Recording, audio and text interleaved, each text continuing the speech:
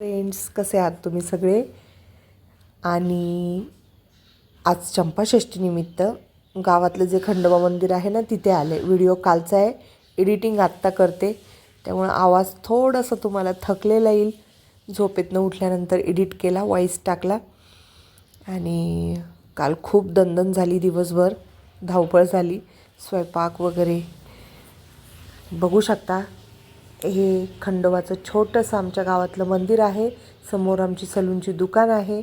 आणि तिथे तसं पाहिलं तर या मंदिराचा मान आमच्या नाभिक समाजाकडे आहे. जिथे माझे आजोबा ते बघतात, सगळं देवाची सेवा वगैरे तेच करतात. तर हे बानाईचं आहे बाहेर, आणि आतमध्ये देव आहेत घोड्यावर.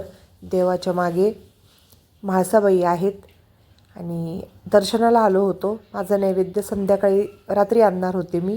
त्यांनी दरवर्षी भंडारा ठेवतात, नैवेद्य आणि लोकांना 4 घास जेवू घालतात. तर अशा छान पद्धतीने कार्यक्रम करतात. आणि शिवनाथ कोरडे नाव आहे आजोबांचं माझ्या.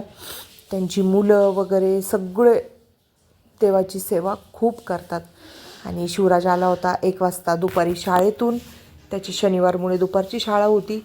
त्यांनीही पाया पडला, त्याच्या पंजोबांनी त्याला पण भंडारा लावला. हे माझे आजोबा आहेत आणि खूप वर्षापासून त्यांचं पूर्ण आयुष्य गेलं इथे देवाची सेवा करण्यामध्ये. तर मला त्यांनी खूप वेळेस फोन केले की तू येऊन जा म्हणून. तर म्हटलं, अहो देवाचं आहे, मला निरोप देण्याची गरज नाही आप्पा, मी येणारच आहे.